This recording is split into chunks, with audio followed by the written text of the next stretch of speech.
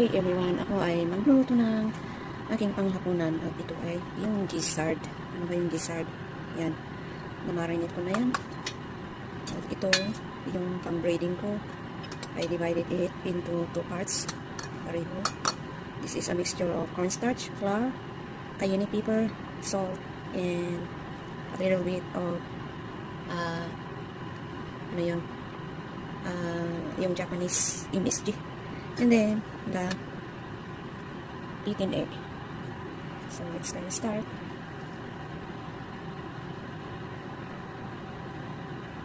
Barbecue ko sana ito, kaso lang masyadong mainit sa labas, tapos yung hangin. I'm scared that it will create a trouble. So, ganun.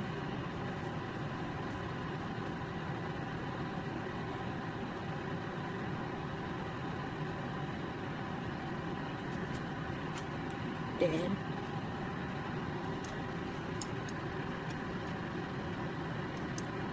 gamit ako ng chopstick dito kasi ano siya, liquid, and kasi ano ulit dito. Ganyan natin lahat.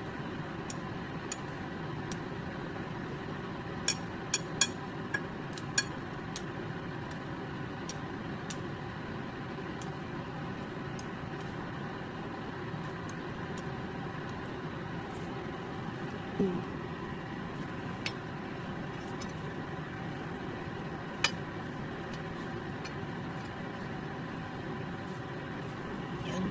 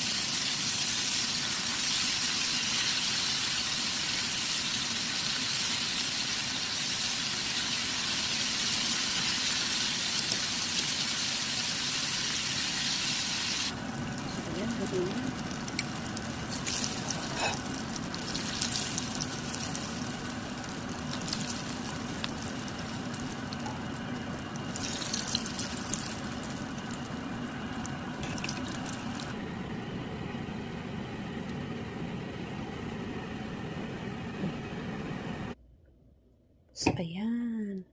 It is not perfectly well ang pagka-coating, but it's okay.